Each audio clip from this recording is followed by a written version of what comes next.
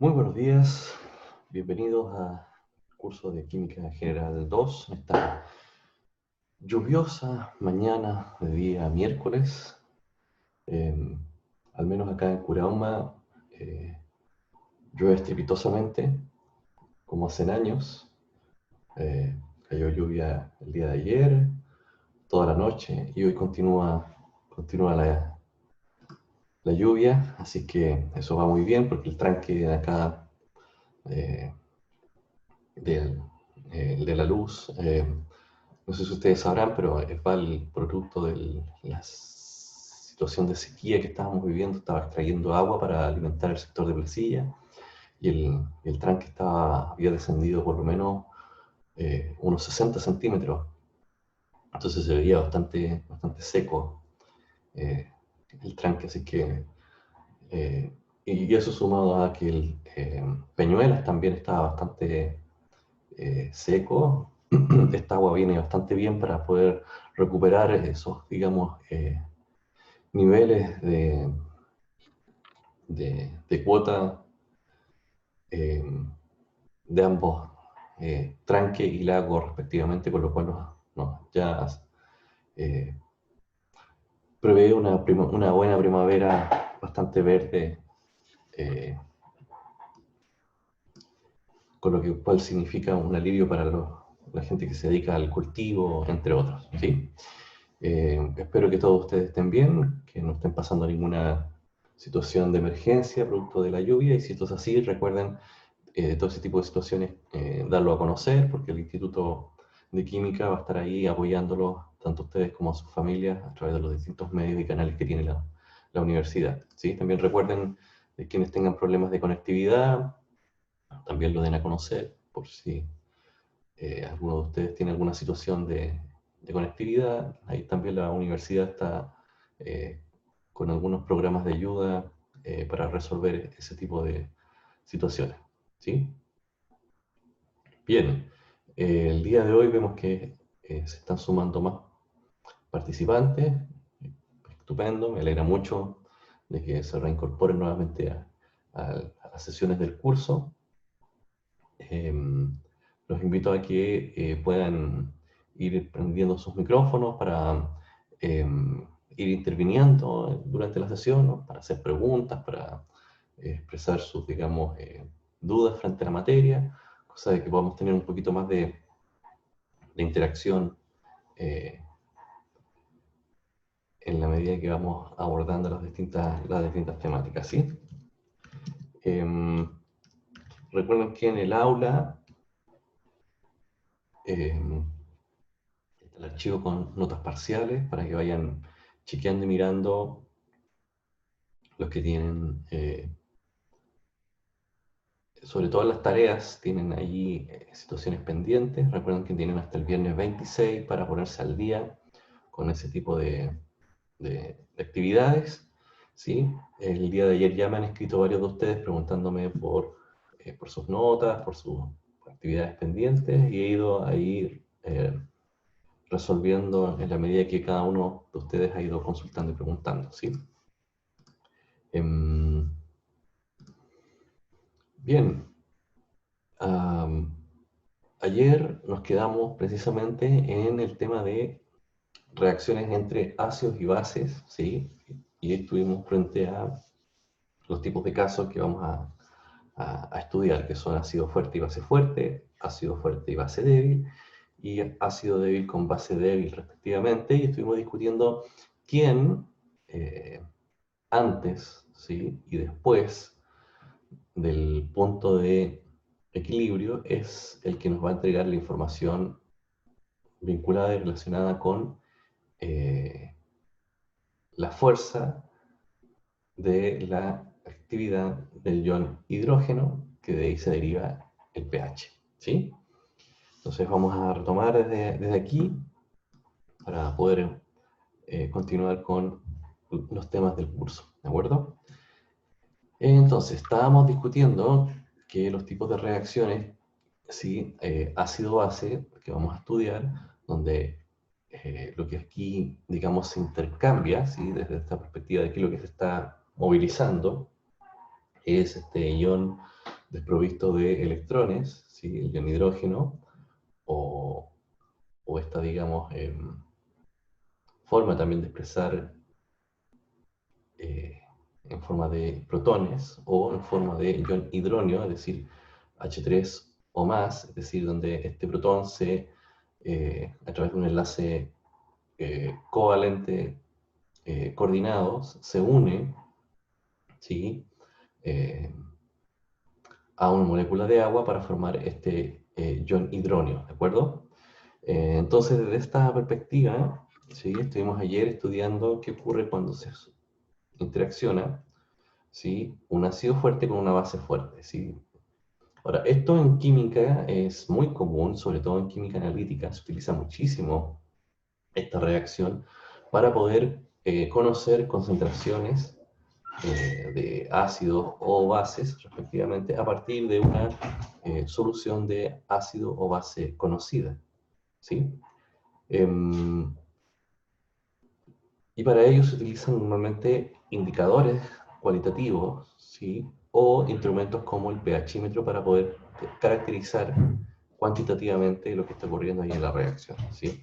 Entonces, lo que nos indica la ecuación iónica prácticamente es que en la reacción de un ácido fuerte con una base fuerte es la interacción entre los iones hidróxido e hidrógeno para la formación de agua, ¿sí? Recuerden ir dejando sus preguntas en el chat, ¿sí? Para ir respondiendo en la medida que van apareciendo y van surgiendo, ¿sí? Bien. Ayer estuvimos hablando del punto de equivalencia, ¿sí? El punto en el cual las concentraciones del ion hidrógeno o hidrógeno se equiparan, ¿sí? A las del ion hidróxido. Por tanto, en una reacción de ácido fuerte y base fuerte, antes del punto de equivalencia, el pH va a depender de la cantidad de ácido fuerte que esté en la solución, ¿sí? Es decir, va a depender de la concentración de dicho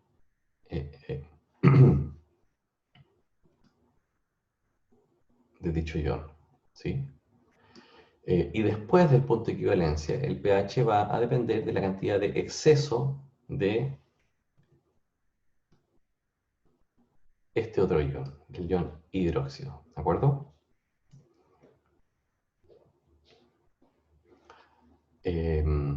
Ayer estuvimos discutiendo sobre precisamente qué ocurre desde el punto de vista experimental cuando tenemos en la bureta el ácido o la base y en el matraz Erlenmeyer el ácido o la base con el indicador respectivo, ¿sí? Y allí pudimos observar que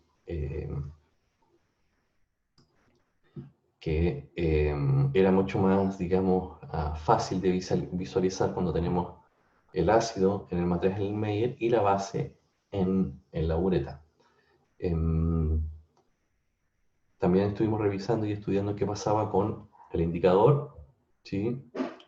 Y entendiendo el punto final como punto en el cual vira y cambia el indicador de pH al color que expresa ya sea el ácido o la base, dependiendo de donde tengamos el indicador, ¿sí?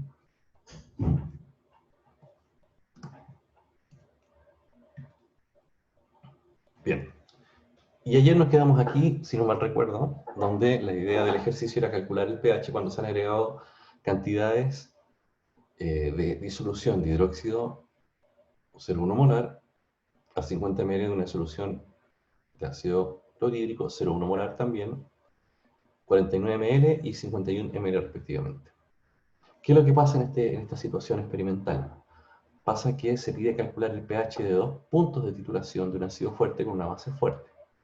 El primer punto está justo antes del punto de equivalencia, ¿sí? El punto en que las concentraciones de ambos iones se equiparan, por lo que es de esperar que el pH esté determinado por una pequeña cantidad de ácido fuerte que aún no ha sido neutralizado. Y el segundo punto, ¿sí? está inmediatamente después del punto de equivalencia, es decir, el pH lo determina una pequeña cantidad de base en exceso, ¿sí? Por tanto, acá la estrategia es, en la medida que se agrega hidróxido de sodio a la disolución de ácido clorhídrico, el ion hidrógeno, ¿sí?, que reacciona con el ion hidróxido para formar agua. Tanto el ion sodio como el ion cloro son iones espectadores cuyo efecto del pH va a ser básicamente despreciable, ¿sí? Y entonces, para determinar el pH de la solución, primero es necesario establecer cuántos moles, ¿sí?, de ion hidrógeno habría originalmente y cuántos moles de ion hidróxido se agregaron para después calcular cuántos moles quedan de cada ion después de la reacción de neutralización, ¿sí? Entonces, para calcular la concentración, en este caso, del ion hidrógeno, y por tanto el pH, es necesario recordar que el volumen de la solución aumenta conforme se va agregando desde la bureta, ¿sí?, el titulante, ¿sí?, con la consecuencia dilución, ¿sí?, de la concentración de los solutos presentes, ¿sí? Entonces, el número de moles de ion hidrógeno de la disolución original de ácido clorhídrico está dado por el producto del volumen de la disolución, ¿sí?, es decir, 50 ml, por su molaridad, ¿sí? Recuerden que como vamos a estar trabajando con la unidad de concentración molar, ¿sí?, el volumen siempre va a estar expresado en litros, ¿sí? Por tanto, si nos dan una concentración, perdón, si nos dan un volumen en ml, si nos dan un volumen en centímetros cúbicos, ¿sí?, vamos a tener que hacer esa transformación de ml a litros, ¿de acuerdo? Entonces, si nosotros multiplicamos, ¿sí?, el volumen por la molaridad, vamos a tener los moles, ¿sí?, en este caso de el ion hidrógeno que va a estar presente. Análogamente, calculamos el número de moles de hidróxido, ¿sí?, en 49,0 ml de hidróxido incorporado, ¿sí?, es decir, que ese fue el volumen gastado, ¿sí?, desde la bureta. Y eso nos va a dar 4,9 por 10 a la menos 3 moles de hidróxido, ¿sí? Aunque no alcanza, ¿sí?, la equivalencia, puesto que para que alcance la equivalencia tiene que ser igual, ¿sí?, de moles de ion hidrógeno y ion hidróxido. Cada mol de ion hidróxido va a reaccionar con un mol de ion hidrógeno. Entonces siempre vamos a tener esta situación de antes de la reacción, después de la reacción, ¿sí? Entonces, para que se acostumbren a trabajar en una reacción ácido-base, siempre una reacción de un ácido, ¿sí?, más una base, ¿sí?, para la formación, ¿sí?, en el caso de un ácido fuerte con una base fuerte, de una sal, ¿sí?, porque siempre vamos a tener una sal, más agua, ¿sí?, porque estamos hablando de una neutralización, ¿sí?, entendida la neutralización como el punto en el cual la concentración del ion hidrógeno, ¿sí?, se hace equivalente a la concentración del ion hidróxido, ¿sí? Desde esa perspectiva estamos hablando de neutralización, ¿sí? Entonces siempre vamos a tener una situación antes, ¿sí? Entonces cuando desarrollen los ejercicios siempre pongan el antes, el que tengo antes, qué concentraciones tengo antes, ¿sí? En concentraciones, siempre en concentración molar, ¿sí? Y qué tengo después, ¿sí? O sea, siempre, tanto en producto como en reactivos, ¿sí?, y también en concentración molar, para posteriori hacer la resta de concentraciones iniciales versus las finales, ¿de acuerdo? Y de esa forma ustedes se van a asegurar de que el ejercicio que están realizando en términos de reacción de ácido-base está correcto, que no se han equivocado y que no han perdido por ahí ninguna, digamos, dato o valor, ¿de acuerdo? Que un poco como les muestra el ejercicio aquí al final, ¿sí? Entonces, antes de la reacción tenemos 5 por 10 elevado a más 3 moles, ¿sí? De ion hidrógeno, más 4,9 por 10 a la menos 3 de ion hidróxido para formación de agua. Entonces, en la resta, después de la reacción, nos va a quedar 0,1 por 10 a la menos 3 moles de ion hidrógeno. ¿Sí? Y entonces, ahora como tenemos, digamos, el resultado de esa titulación, ¿sí? Nos queda entonces ahora que el volumen de la mezcla de la reacción aumenta conforme, ¿sí? Se ha agregado una disolución de hidróxido de sodio y la disolución de ácido clorhídrico, por tanto, el punto de la disolución tiene ahora un nuevo volumen, ¿sí? Que es el volumen de ácido que yo tenía en el matraz, más el volumen gastado de la bureta, ¿sí? En este caso va a ser 50 más 49,9, eso nos va a dar 99 ml, ¿sí? Por tanto, ahora yo necesito calcular la concentración, ¿sí? Ahora en ese nuevo volumen, ¿sí? Por tanto, los moles que me quedaban de la reacción de neutralización, ¿sí? 0,1 por 10 a la menos 3, el nuevo volumen, que sería 0,09 litros, ¿sí? Con lo cual esta va a ser ahora mi nueva concentración, ¿sí? Por tanto, a esto le aplico menos logaritmo, ¿sí? Y entonces el pH de esa solución, ¿sí? Va a ser 3, ¿sí?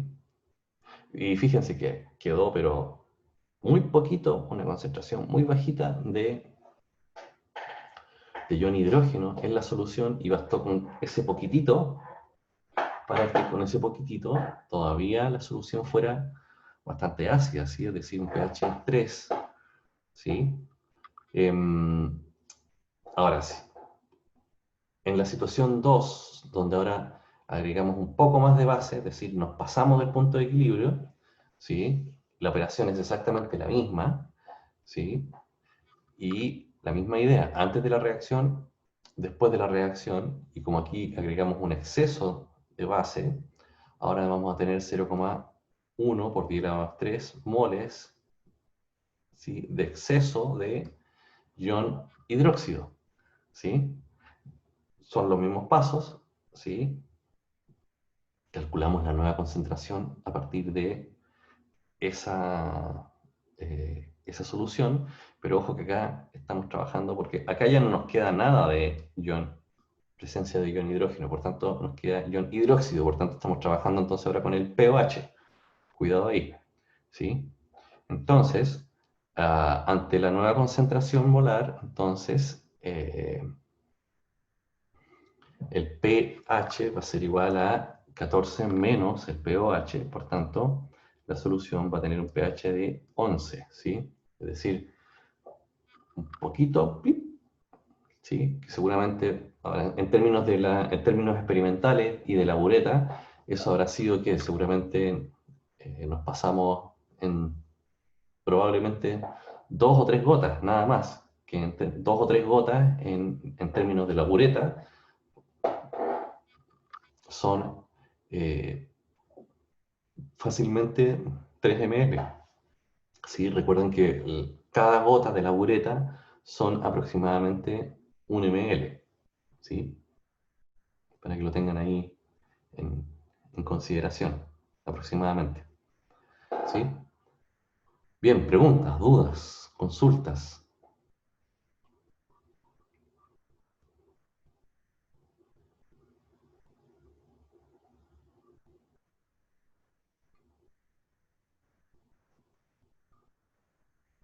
¿Sí? ¿No hay dudas? ¿No hay consultas? Bien, pasemos entonces ahora al siguiente caso. Ácido débil con base fuerte. ¿Sí? ¿Qué significa esto?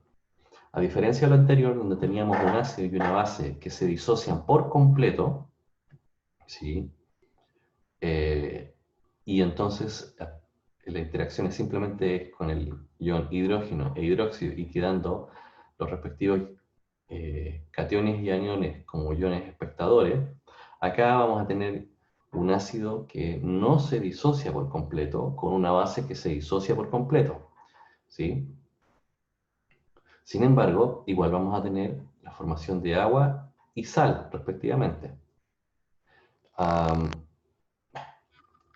Entonces, en la ecuación iónica vamos a tener lo siguiente, vamos a tener el ácido, la molécula de ácido más la molécula de hidróxido, ¿sí? Para dar la sal respectiva derivada de ese ácido más agua, ¿sí?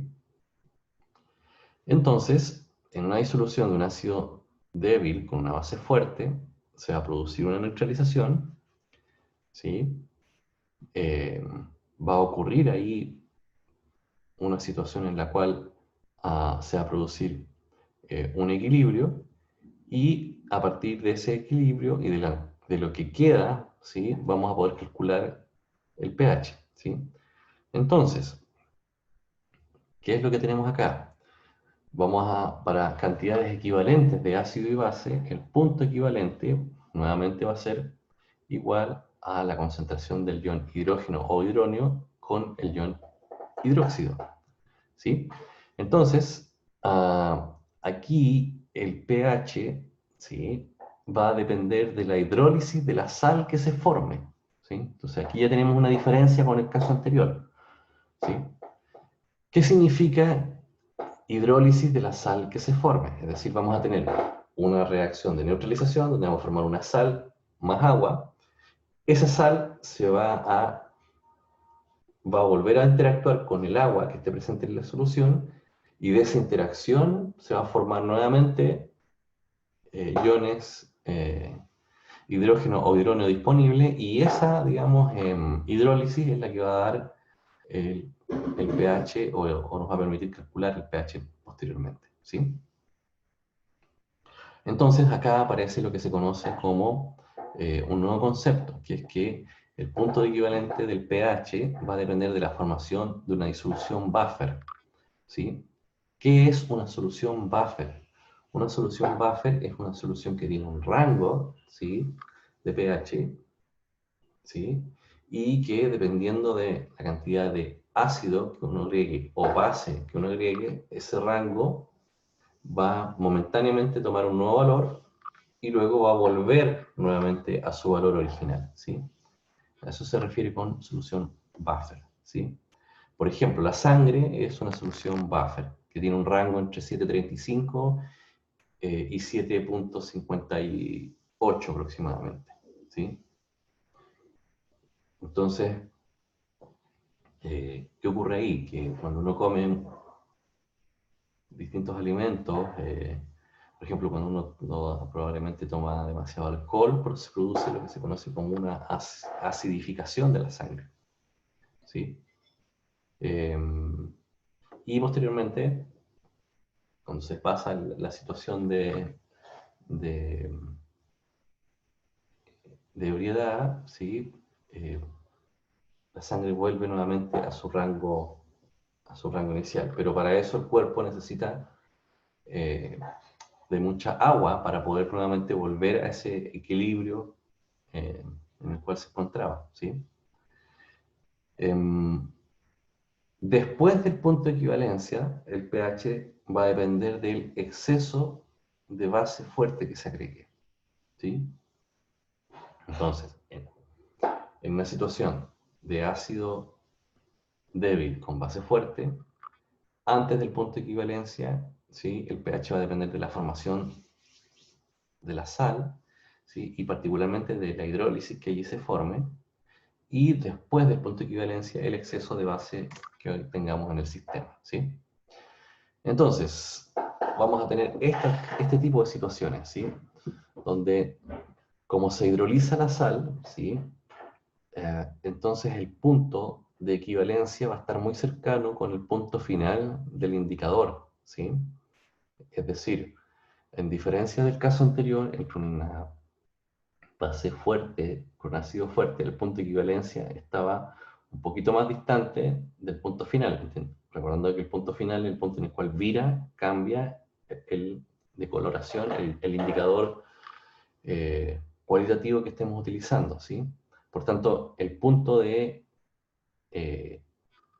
equivalencia, ¿sí?, entre un ácido débil y una base fuerte está dentro del rango, ¿sí?, del punto final, ¿sí?, ya sea si estemos utilizando fenolftaleína o si estemos utilizando rojo de metilo como indicadores de pH, ¿sí?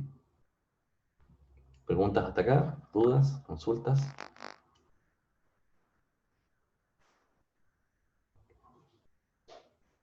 ¿No? Bien.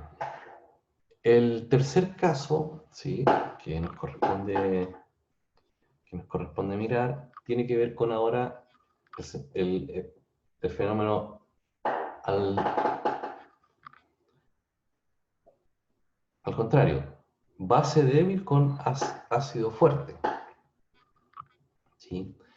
Y entonces, cuando una base débil reacciona con un ácido fuerte, se forma la sal correspondiente, ¿sí?, de dicha, digamos, base, ¿sí? Por ejemplo, si vamos a hacer reaccionar amoníaco, ¿sí?, que es una base débil, es decir, el amoníaco no se disocia por completo, ¿sí?, sino que queda en la solución la molécula de amoníaco más eh, los iones respectivos, y vamos a tener un ácido fuerte como el ácido clorhídrico que sí se disocia por completo. Entonces lo que va a ocurrir ahí es que vamos a tener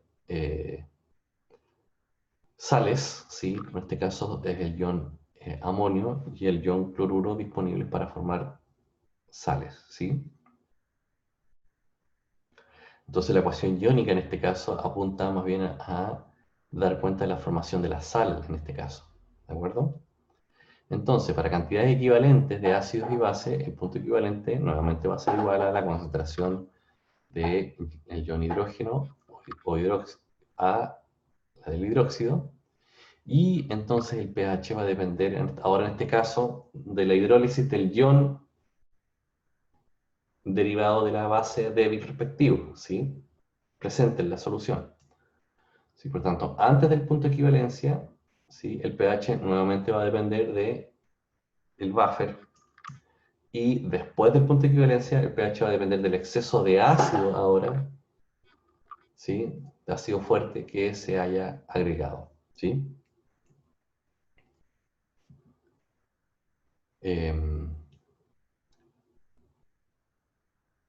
Eso sería con respecto a los tipos eh, de reacciones ácido-base que nos podemos encontrar, ¿sí? Preguntas, dudas, consultas, hasta acá, ¿no? ¿Todo bien?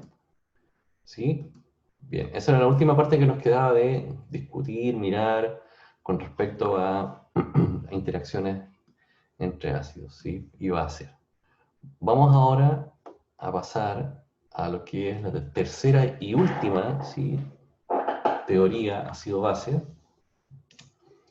que tenemos prevista en nuestro temario del curso, ¿sí? Recuerden que hasta ahora hemos estado chequeando y mirando reacciones ácido-base, ¿sí? Donde hemos visto teoría de Arrhenius, Bronsted-Lowry, ¿sí?, donde hemos visto y revisado y chequeado las propiedades que tienen los ácidos, ¿sí?, que estamos rodeados por sustancias que tienen propiedades ácido-base, ¿sí?, como son los productos de limpieza, medicamentos, algunos cítricos, ¿sí?, algunos productos de limpieza y base, como también productos de limpieza, algunos alimentos, ¿sí?, tienen esta propiedad básica, ¿sí? Hasta ahora hemos discutido sobre la teoría de asociación iónica de nuestro querido amigo Arrhenius, ¿sí?, donde definimos que ácido, sí, va a ser una sustancia que contiene hidrógeno y produce iones de hidrógeno en solución acuosa, Y una base va a ser una sustancia que contiene el grupo hidróxido y produce iones hidróxido en una solución acuosa, ¿sí? Eso sería desde la teoría de Arrhenius, ¿sí? Normalmente esto ocurre en soluciones acuosas, ¿sí? Para complementar esta teoría, el modelo Bronsted-Lowry lo que nos dice es que un ácido es un donador de protones, mientras que una base va a ser un aceptor de dichos protones, ¿sí? Y entonces vamos a estar siempre teniendo ahí el par conjugado de ácido y base respectivamente, ¿sí? Donde ácido va a ser el que entrega su protón, ¿sí? Y base va a ser quien lo recibe, lo recepciona, ¿sí? Estuvimos mirando y chequeando las propiedades ácido-base del agua, particularmente el proceso de autoionización,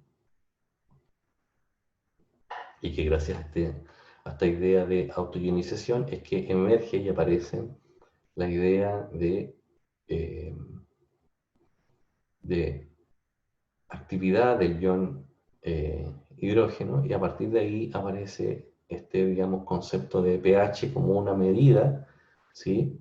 De esta, digamos, actividad, ¿sí?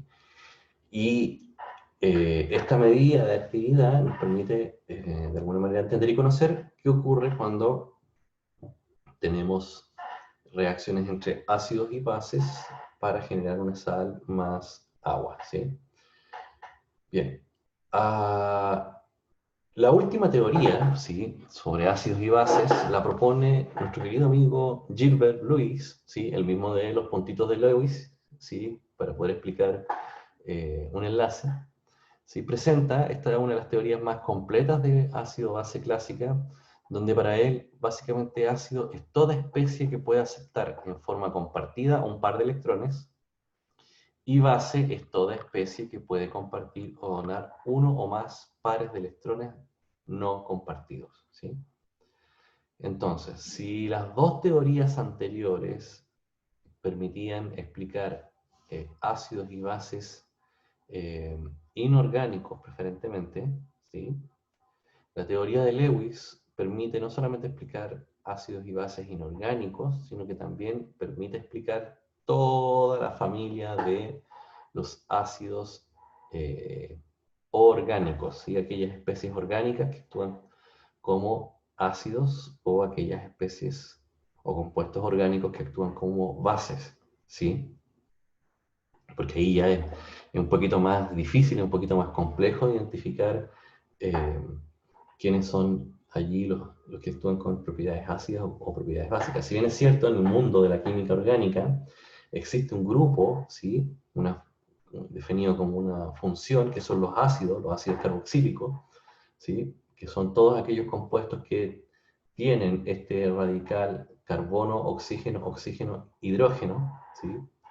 Eh, la teoría de Arrhenius y la teoría de Bronsted-Lowry no son suficientes para poder explicar cómo se comportan toda esa gran familia de ácidos, ¿sí? Y los bioquímicos van a estar trabajando toda su vida, ¿sí? Con ellos, ¿sí? Porque de ahí se deriva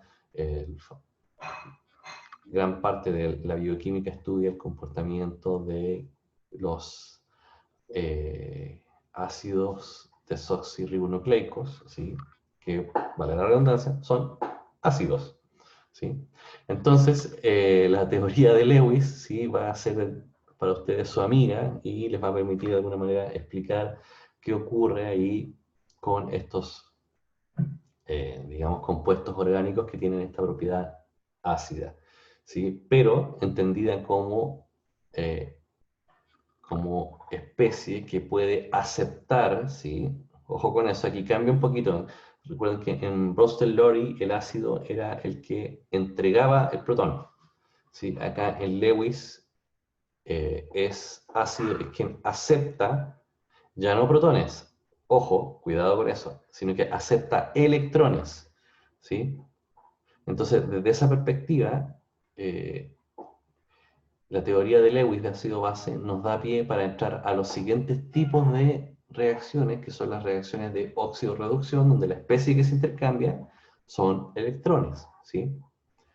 Mientras que en las teorías de óxido-reducción nos dice que la especie que se oxida es aquella que eh, dona o entrega electrones. Por tanto, desde la teoría de Lewis, la especie que se oxida, ¿sí?, vendría siendo la base, ¿sí? Porque para Lewis, base es toda especie que puede donar, ¿sí?, dos o más pares de electrones no compartidos, ¿sí?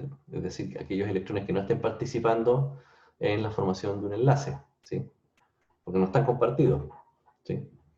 Mientras que ácido hace toda especie que los puede aceptar, ¿sí?, en una forma compartida de electrones, ¿sí? Entonces, por tanto, desde esa perspectiva, desde la lógica de oxidorreducción, vendría siendo la especie que se reduce, es decir, la que acepta dichos electrones, ¿sí?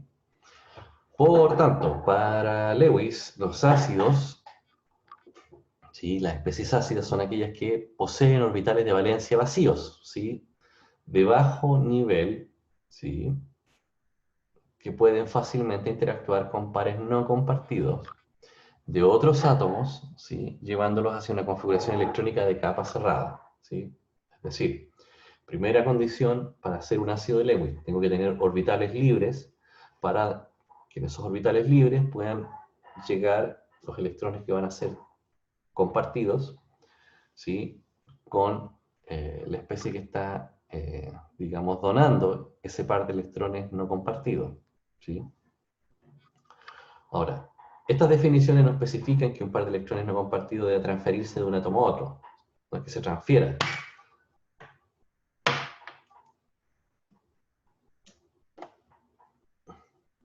¿Sí? Perdón. No es que exista una transferencia, no es un enlace iónico ahí, sino que es simplemente la idea de compartido, ¿sí? Enlace, sería casi un enlace covalente coordinado, básicamente, lo que tendríamos ahí, ¿sí? Y entonces la neutralización se define como la formación de un enlace covalente coordinado, ¿sí?, la cual genera un átomo o ion y que aporta a ambas especies electrones, ¿sí? Veamos esto en una forma más esquemática, más molecular, para poderlo entender mejor, ¿sí? Entonces ahí en pantalla lo que se ve es el tricloruro de boro, ¿sí?, que va a actuar como ácido frente a el amoníaco, ¿sí?, que va a actuar como base, ¿sí? ¿Por qué va a actuar como base? Porque va a entregar, ¿sí? Recuerden que el nitrógeno en el amoníaco tiene un par de electrones sin compartir, ¿sí?, acá arribita, o al costado. Entonces ese par de electrones que tiene ahí, ¿sí?, los va a facilitar, los va a prestar como un enlace covalente dativo, ¿sí?, hacia nuestro querido amigo boro, ¿sí?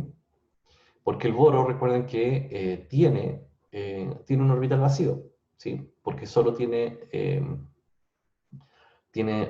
6 electrones de valencia y tiene un orbital vacío, y de esa forma, al recibir los dos que le presta el nitrógeno, por decirlo de alguna forma, cierra su capa y cumple la ley del octeto, con lo cual de esa forma el boro, su configuración electrónica es isoelectrónicamente igual a la de un gas noble más cercano, ¿sí?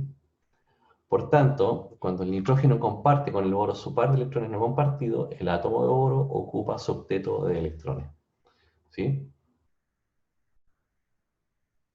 Eh, y entonces nos va a quedar esta especie, ¿sí?,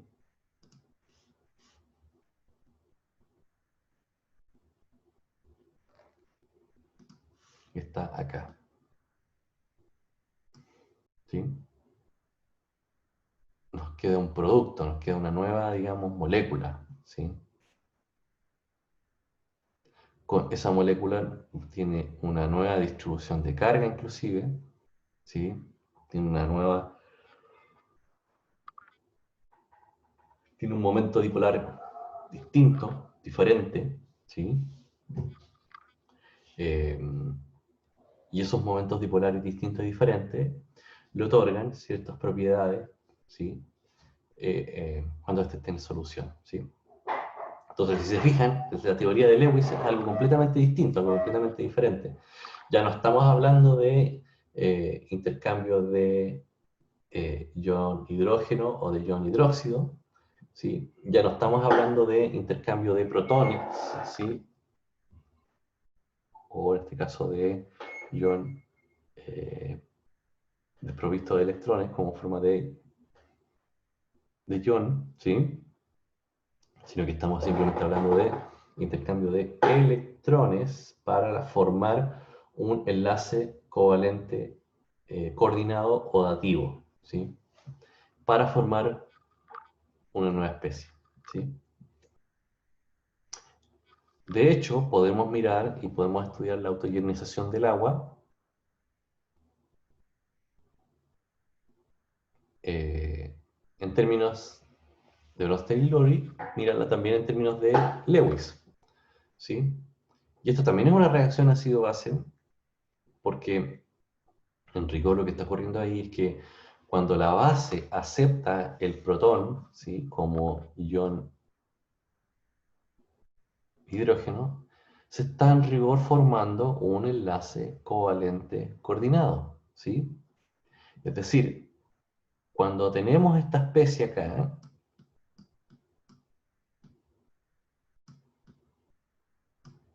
¿sí?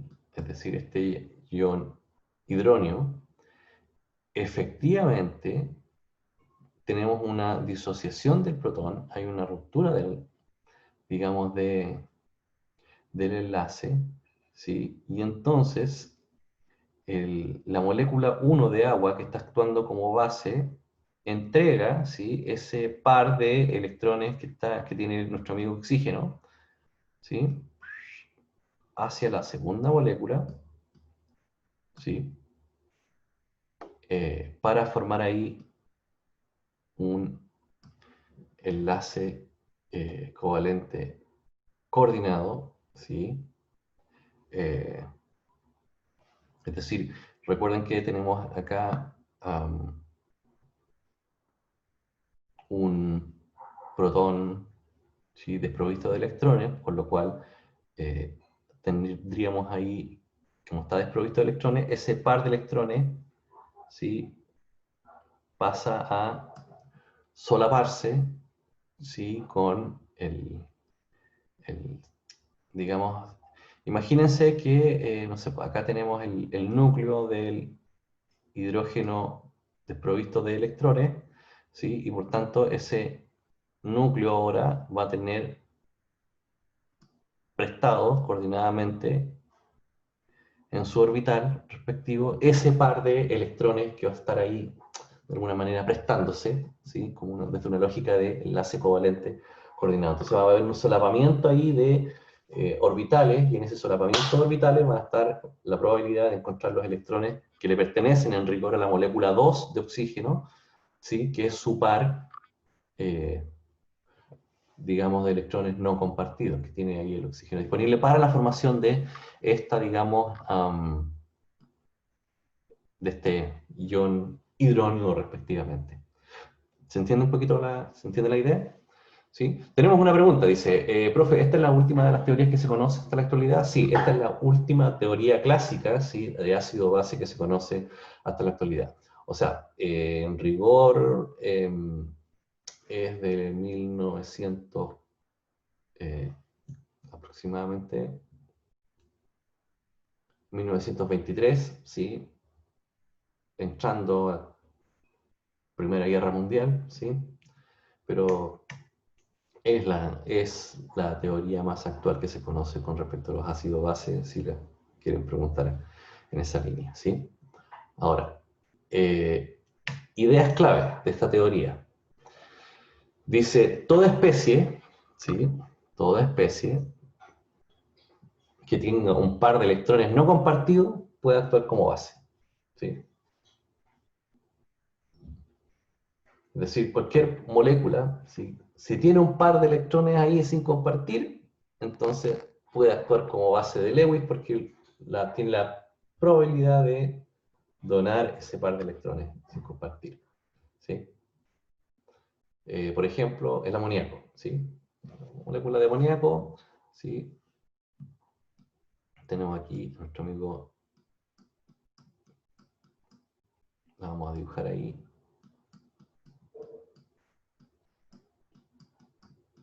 ¿Sí? Recuerden que el amoníaco tiene su par de electrones sin compartir, ¿sí?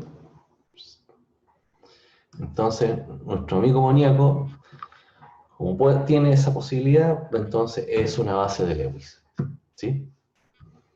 En efecto, casi todos los iones y moléculas que tienen pares de electrones no compartidos experimentan algunas reacciones en las cuales comparten sus pares de electrones con átomos o moléculas que tienen orbitales vacíos, ¿sí? Tiene que darse esa condición, ¿sí? Para que sea un ácido de Lewis, tiene que tener un orbital vacío, ¿sí? ¿Qué significa que tiene un orbital vacío? Significa que ese átomo central aún no cumple o no logra el octeto, ¿sí? Ojo, cuidado ahí. Siempre y cuando estemos hablando de un elemento que esté siendo de átomo central en un compuesto que pertenezca al periodo 2, ¿sí?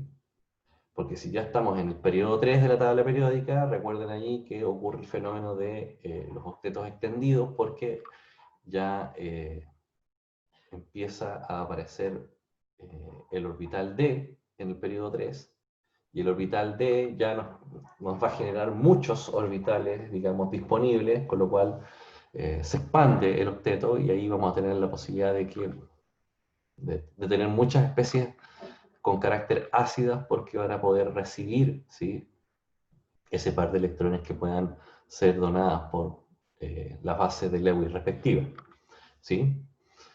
Por el contrario, muchos ácidos de Lewis, ¿sí? muchos ácidos de Lewis tienen solo 6 electrones en el nivel de energía ocupado más alto del elemento central, ¿sí? Estos reaccionan aceptando de forma compartida un par de electrones adicional de una base Lewis, ¿sí? Por ejemplo, el cloruro de aluminio anhidro, ¿sí? Cloruro de aluminio anhidro es un ácido Lewis común que se usa para catalizar muchas reacciones orgánicas. Por ejemplo, el cloruro de aluminio anhidro actúa como ácido cuando se disuelve, ¿sí?, en ácido clorhídrico para dar una solución que contiene iones tetra cloruro de aluminio anhidro, ¿sí? Entonces, acá está actuando como ácido, ¿sí?, frente a un ion cloruro actúa como base, ¿sí?, y se forma, digamos, esta, digamos, especie, ¿sí?, nueva, donde tenemos acá el cloruro anhidro, ¿sí?, el aluminio, recuerden, tiene una hibridación aquí de tipo sp2, ¿sí?, con la potencialidad de formar 3 enlaces, ¿sí? Tiene acá todavía orbitales disponibles,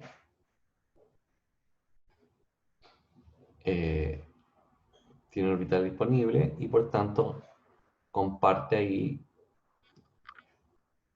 ese par de electrones con el orbital disponible del aluminio, ¿sí?, para formar ahora una nueva hibridación sp3, ¿sí?, y con esa hibridación de tipo sp3 va a poder formar 4 enlaces, ¿sí?, aceptando una cuarta, digamos,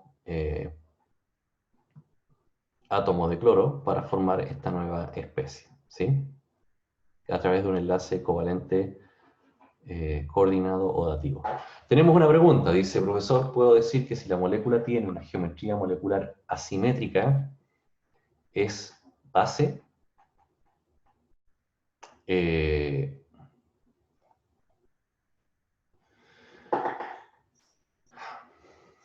Sí y no. Eh, a ver, me explico. Es muy buena la pregunta, ¿sí? Porque muchas gracias por la pregunta.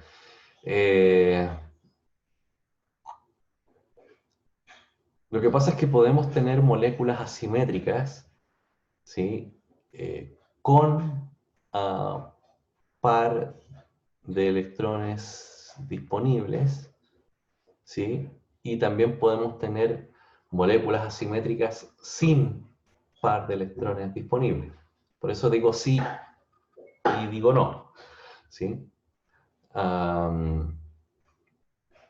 Por ejemplo, en el caso de la molécula del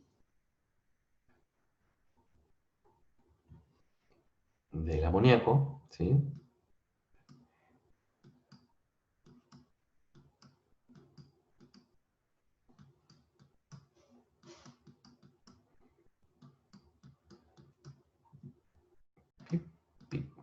Efectivamente es asimétrica, ¿sí?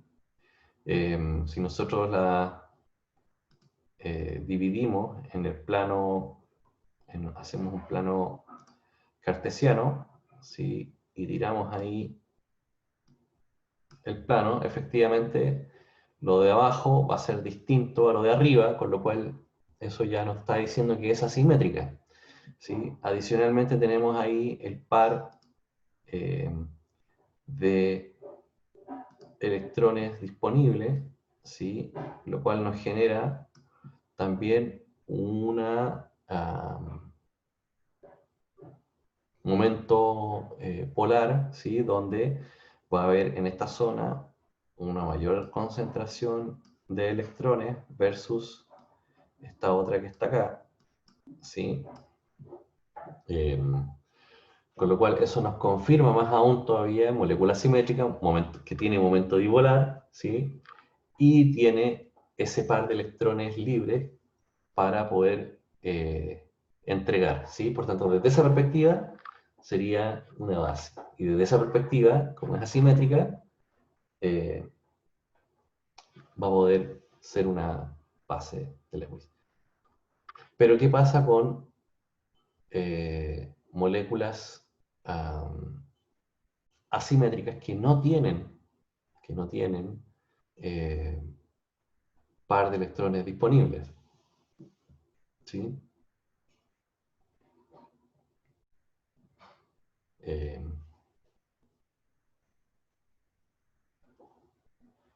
por ejemplo, eh, puede ser un compuesto en el cual a lo mejor eh, el átomo central está unido a eh, átomos que pueden ser muy electropositivos y por otro lado muy electronegativos, ¿sí? Eh, y eso también va a generar una molécula simétrica, ¿sí? Porque el hecho de que tengamos un átomo central, ¿sí? Un átomo central, perdón, tendríamos un átomo central.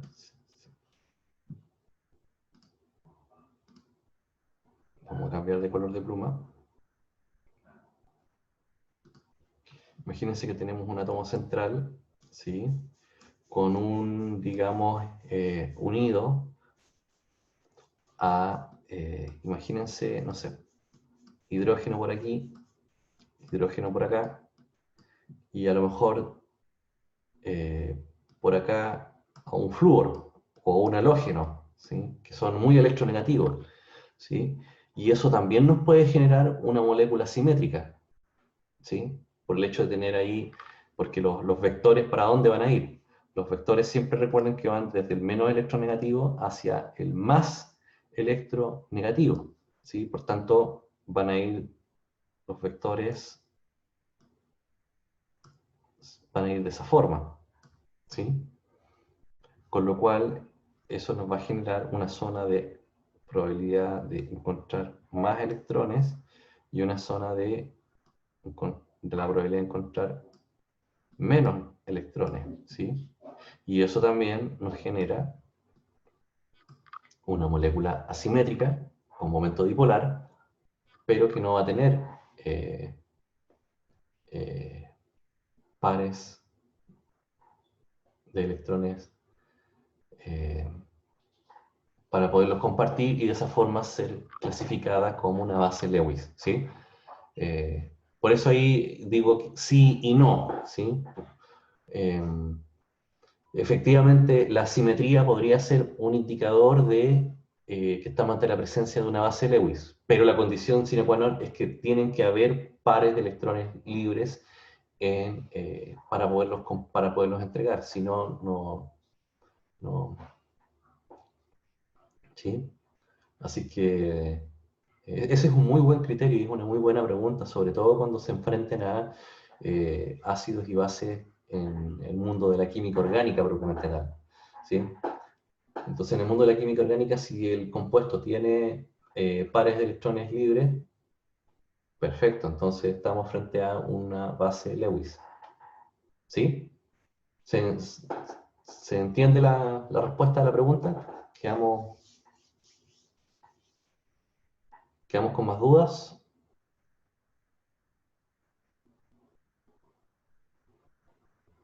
¿No? Bien. Sugerencias para resolver problemas o situaciones de ácido-base Lewis, ¿sí? O base Lewis, perdón, ácido-base general. Los ácidos de las bases Arrhenius, sí, son conocidos también, son ácidos y bases de Bronsted y Lowry, pero lo contrario no es cierto.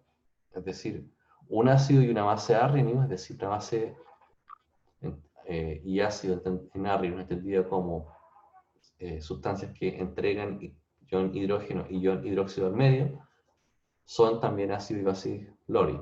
Pero al revés, no, eso no es posible. Conceptualmente no puede ser posible. Ácidos y bases Bronsted-Lowry también son ácidos y bases de Lewis, ¿sí? Pero lo contrario, no podemos tomar una base o un ácido de Lewis e interpretarlo como un ácido base Bronsted-Lowry. Eso no va a ser posible. Por lo general, se prefiere trabajar con la teoría de Arrhenius o de Bronsted-Lowry cuando estamos presentes de agua, ¿sí? Agua. O un solvente prótico, ¿sí? Y ustedes me dirán, pero profe, ¿y qué es un solvente prótico? Bueno, acá está la definición de qué es un solvente prótico. Un disolvente polar prótico es cualquier, digamos, solvente que tenga enlaces OH o NH. ¿Sí? Por ejemplo, el agua, el etanol, el ácido acético son disolventes polares próticos. ¿Sí? Por tanto, cuando estén trabajando en disoluciones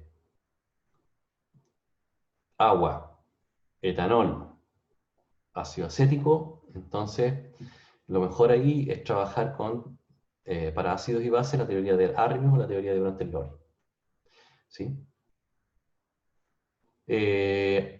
Cuando estén trabajando con disolventes polares apróticos, es decir, que el solvente no tiene enlaces OH o NH, ¿sí? Es decir, estén trabajando con acetona, ¿sí? Acetona sea el solvente, o acetonitrino, o dimetilformanida, ¿sí? O tetrahidruro de furano, ¿sí? Ahí sí o sí tienen que trabajar con teoría de Lewis para poder entender qué está pasando ahí en ese sistema, ¿sí? ¿De acuerdo? Y aunque la teoría de Lewis puede usarse para explicar las propiedades ácido-base de algunas especies de solventes próticos, el uso más importante en la teoría de Lewis es en las reacciones ácido-base de muchos solventes no acuosos, ¿sí? Donde los complejos mayoritariamente que ocurren ahí son metales de transición, ¿sí? Ahí la teoría de Bronsted-Lowry, nada, sola. Ella es digamos, la reina de esa situación, ¿de acuerdo? Eso les va a pasar el próximo año cuando seguramente estén en el curso de Química Inorgánica y estén ahí con el profesor Mauricio Fuentalba o con la profesora Carolina Mansur, eh, hablando de ¿sí? metales de transición particularmente. ¿Sí? Bien. Y con lo último que quiero ya cerrar la sesión de hoy tiene que ver con la preparación de ácidos. ¿Sí? Es decir, lo usual o cuál es la forma usual de preparar ciertos ácidos, particularmente el ácido clorhídrico, es burbujeando gas cloro en agua. ¿Sí? Esa es la forma en que se prepara usualmente el ácido clorhídrico. Pero otros sales, lo que se hace para preparar otros ácidos, es que se preparan a partir de sus sales, ¿sí? Por ejemplo, en el ácido, si quiero preparar el sulfato ácido de sodio, o quiero preparar el fluoruro de hidrógeno, o el ácido fluorídrico, que son ácidos débiles particularmente, entonces lo hago a partir de la combinación entre el ácido sulfúrico y el fluoruro de sodio, por ejemplo, ¿sí? U otra forma también de preparar ácido clorhídrico es a partir del ácido sulfúrico más cloruro de sodio, ¿sí? Un ácido más una sal me va a dar el acetato ácido proveniente del ácido originalmente, más, en este caso, el ácido clorhídrico respectivo, ¿sí? El ácido clorhídrico, perdón, el ácido sulfúrico se utiliza también muchísimo como es un agente oxidante, ¿sí? Bastante fuerte. Se utiliza para preparar distintos, digamos, ácidos. Si no, también se utiliza muchísimo el ácido fosfórico, también combinado con algunos compuestos halogenados para formar precisamente esos ácidos, ¿sí? Eso también se conocen como reacciones de desplazamiento, ¿sí? Que las vamos a también ver un poquito más adelante, ¿sí? Es decir, interaccionan dos compuestos y por desplazamiento, ¿sí? Se forma el compuesto que a nosotros nos interesa, ¿sí? Y algunos ácidos provenientes de metales de transición de número de oxidación muy elevados también se preparan a partir de disolver eh, ácidos ternarios en agua, como es el caso del ácido permangánico o el ácido bicrómico, ¿sí? Eh, Eso como ideas generales, ¿sí? Bien, finalmente, ideas claves y síntesis de esta parte, ¿sí? Según Bronsted-Lowry, ¿sí? Un ácido es aquella sustancia capaz de donar protones y una base es capaz de aceptarlos, y por tanto vamos a tener una base conjugada, y base va a ser la sustancia capaz de captar protones y formar un ácido conjugado, ¿sí? Entonces vamos a tener una situación de ácido y base conjugada respectivamente, ¿sí? Por ejemplo, el caso del cloruro, acá es la base conjugada del ácido clorhídrico, y en el segundo caso el amonio es el ácido conjugado del amoníaco, ¿sí? Y aquí nuestra amiga agua actúa como anfolito, ¿sí? ¿Recuerdan ese concepto que estuvimos chequeando y mirando ahí? Y este comportamiento dual que tiene el agua, de anfolito, es que la sustancia va a actuar dependiendo del medio, ¿sí? Va a actuar como ácido o como base. Estuvimos revisando el concepto de autoionización del agua, ¿sí? Donde recordemos que el agua en estado puro no conduce la electricidad, que es un electrolito débil, ¿sí? Y que producto de la autoionización del agua podemos determinar, calcular y estimar esta actividad del ion hidrógeno, y a partir de ahí poder determinar, a partir de la constante de ionización, ¿sí? Si es que la especie, la resultante, va a ser ácida o va a ser básica respectivamente, ¿sí? La escala de pH es una medida cuantitativa de la actividad del ion, ¿sí? Por tanto, una solución ácida siempre va a ser inferior a 7, pero en términos de concentración del ion va a ser mayor a 1,10 elevado a la menos 7 molar, mientras que una solución básica va a ser superior a 7, donde la concentración del ion hidrógeno va a ser mucho menor que 1 por 10 a la menos 7 molar, ¿sí? Entonces, a partir del producto iónico del agua, obtenemos que pH más pOH va a ser igual a 14, ¿sí? Y por tanto la escala siempre va a estar moviéndose hacia un lado o hacia el otro respectivamente, ¿sí? Y entonces, en términos de escalas de pH y de escala de pOH, ¿sí? Recuerden que eh, un pH cercano a 14, entonces estamos hablando de que una solución es básica, y un pOH cercano a 0 significa que es una solución básica. Por el contrario, mientras la concentración del ion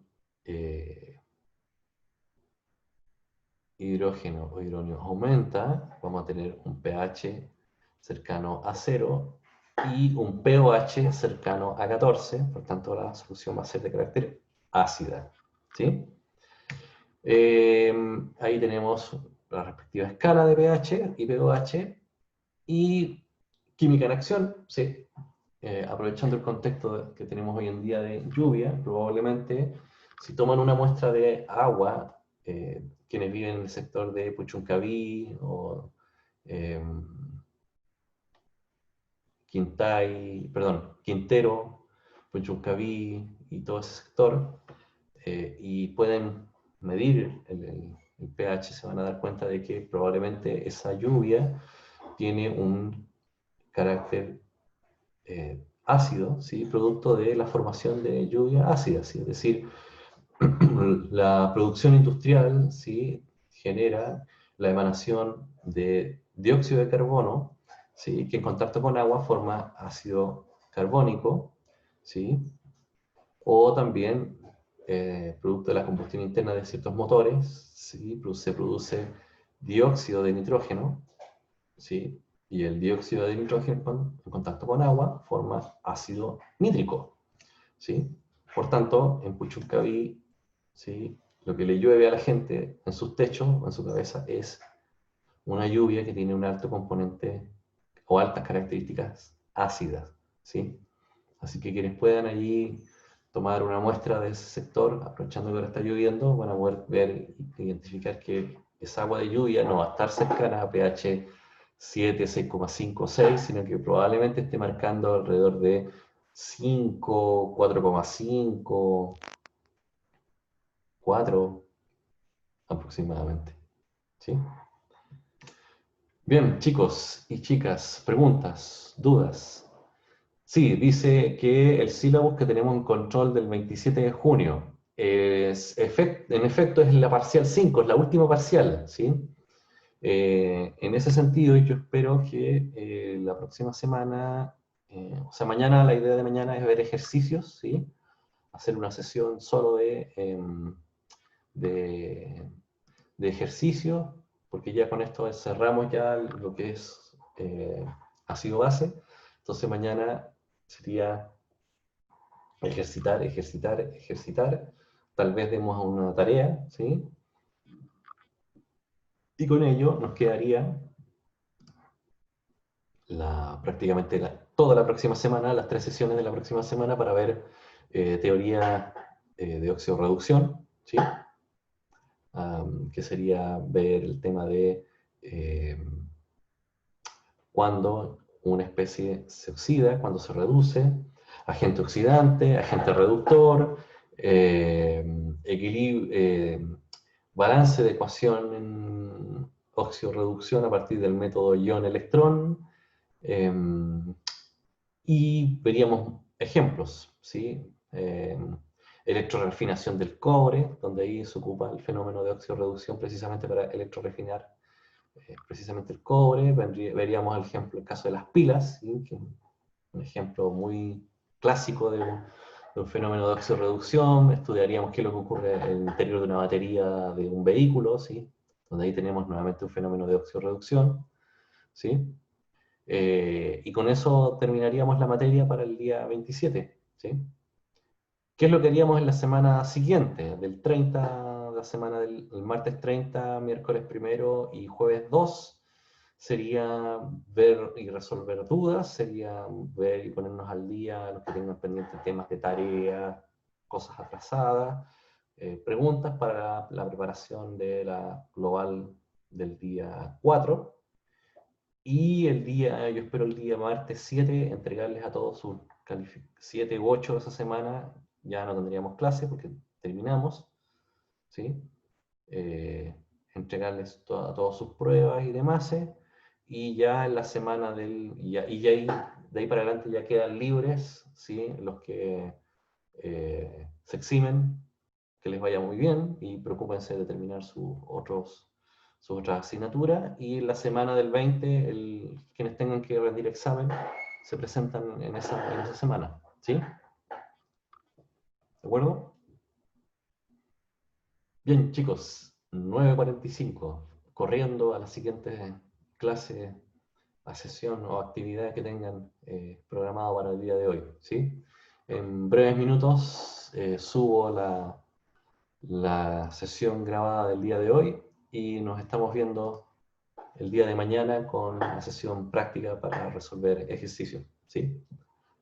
Nos vemos. Hasta entonces. Muchísimas gracias por participar de la sesión de hoy y nos estamos viendo el día de mañana. Chao, chao.